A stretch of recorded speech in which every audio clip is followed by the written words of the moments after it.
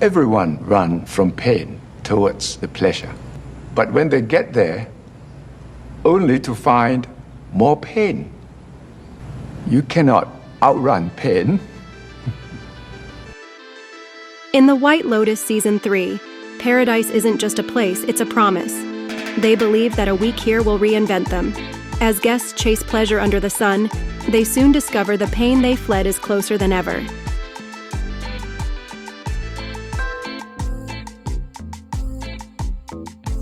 Let's find out what the nicest guy at the resort is running from. In White Lotus Season 3, we meet Gaitok, the calm, polite security guard who seems to avoid conflict at all costs.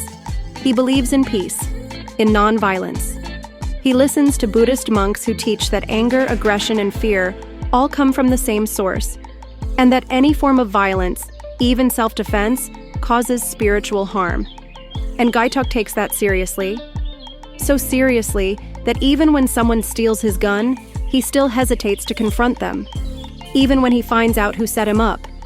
Even when he's humiliated, he stays quiet. He stays small. He stays safe. If Gaitok can't stop avoiding aggression and can't find the strength to stand up, not just for himself but for others, he might be the body we saw floating in the water in Episode 1.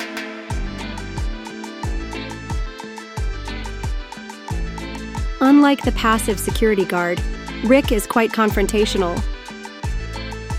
Rick Hatchett didn't come to the White Lotus to relax. He came with a purpose, one that's been eating at him since he was a kid. He believes Jim Hollinger, the powerful co-owner of the resort, killed his father, and he's carried that rage in silence for years. Not just rage toward Jim, but shame, confusion, a sense of emptiness that's followed him into adulthood. Earlier in the season, Rick says something that sticks with you. "I don't know who I am." That line tells everything. Rick is avoiding the shame and sense of self-failure that haunt him. Essentially, he's avoiding himself. He has no identity outside of that trauma. But then, in Episode 7, he finally does it. Rick finds Jim, expresses long-suppressed emotions, and in a moment of aggression, pushes over Jim's chair. It's not some violent outburst, it's catharsis. And when Rick walks away, he's smiling. For the first time all season, Rick looks like a man who knows who he is. But here's the question. Will Rick be healed after this revenge? Or will he descend into an even deeper depression from not having a target to blame anymore, now having to be accountable for his own choices in life? Chelsea looks like the lightest person in the room. She smiles, she's bubbly, she makes jokes. But underneath all that charm is someone who's terrified of being left behind. She's not just Rick's girlfriend. She's his caretaker, his cheerleader, his protector. Amy Lou Wood, who plays Chelsea, put it plainly. She's deeply codependent and driven by a rescue fantasy. Chelsea's not staying with Rick because it's a healthy relationship. She believes in fate, in love, in loyalty, but also in denial. She convinces herself that Rick just needs a little more time, or support, or understanding. Chelsea ran from the fear of rejection into a relationship she thought would protect her. But instead of peace, she found a deeper kind of pain, being unseen, being unmet, being the only one doing the work, because in trying to rescue someone else, Chelsea forgot to save herself. But we all know what happens in White Lotus when you ignore red flags in a relationship for too long. You might end up dead, just like Tanya. Chelsea has already survived 2 life-threatening experiences in Thailand, and yet, she's still following Rick. So now we wait. Will Rick finally come back to her? Not out of guilt, but because he sees her worth? Or, now that he's found himself, does he even need a caregiver anymore? Victoria Ratliff doesn't want love. She wants comfort, and she's built her entire life around avoiding anything that threatens it. In Episode 7, Victoria talks to a young Thai girl who's having an older Western partner. She assumes the girl is only there for the money, And in doing that, she unintentionally exposes her own desire, that maybe she married Timothy not out of love, but for the comfortable lifestyle. And then comes her most honest line. If we lose everything, I don't want to be alive. Saxon Ratliff, like his mother, clings to the comfort of the life he was handed. He works under his father, stays in the family business, and plays the part of the charming, privileged son. But Saxon knows, deep down, that he hasn't earned any of it. And that knowledge eats at him. So he finds another arena where he can feel powerful. Sex. He uses casual relationships and sexual attention as proof that he matters, that he's wanted, needed, desirable.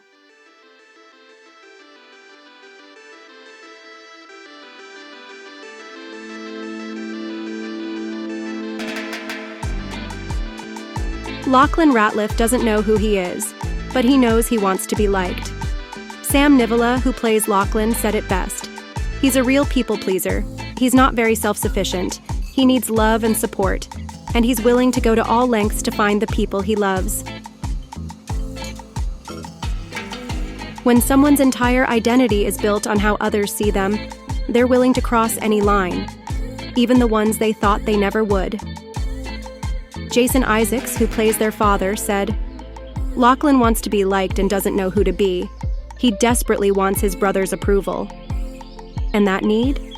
That's the root of his avoidance. He's avoiding rejection, so he stays agreeable. He imitates others.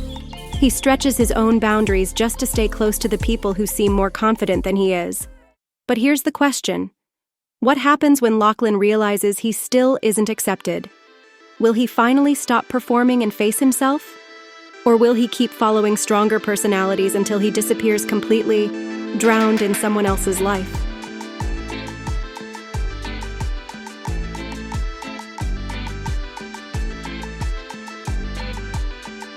Timothy Ratliff walks like a man who has it all.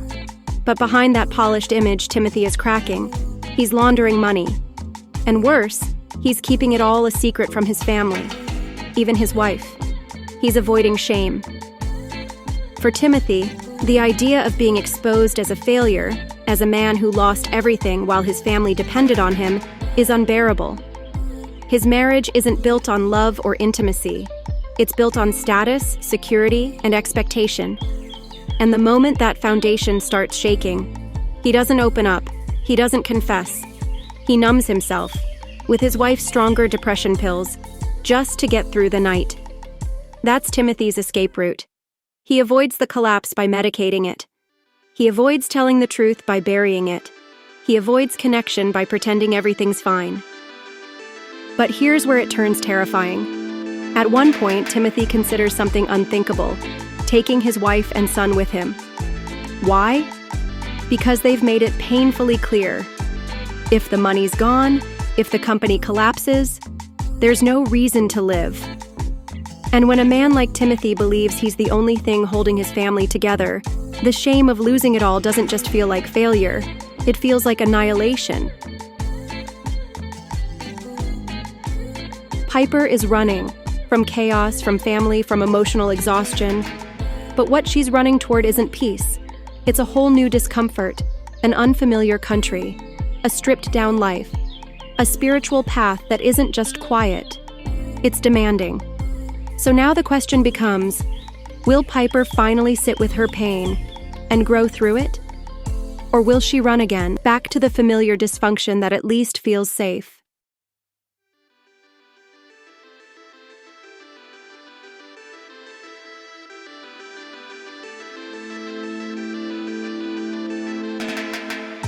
On the surface, they look unbreakable. 3 women, 1 vacation, matching cocktails, a million inside jokes. They're best friends, right? But by episode 7, the cracks are loud. Laurie and Jacqueline explode, and not about something recent, but something that's been simmering for years. Laurie throws out a line that cuts deep. Just like last time, you always do this. Apparently, this isn't the first time Jacqueline has slept with someone Laurie was involved with. This isn't even about Valentine, it's about decades of betrayal masked as friendship. Laurie's avoidance? She swallowed resentment for years. She chose politeness over honesty. And now it's erupting, raw and ugly, at the worst possible moment. Jacqueline's avoidance? Aging. She was the hot one. The one with attention. The one who turned heads. But now, that spotlight is fading, and she's not going quietly. So she drinks more.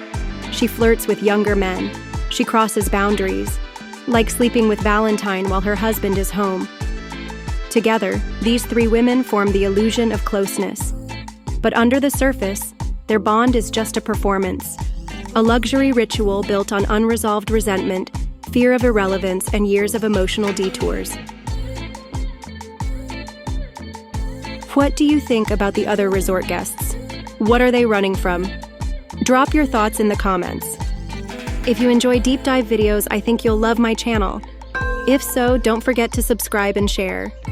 And thanks for watching.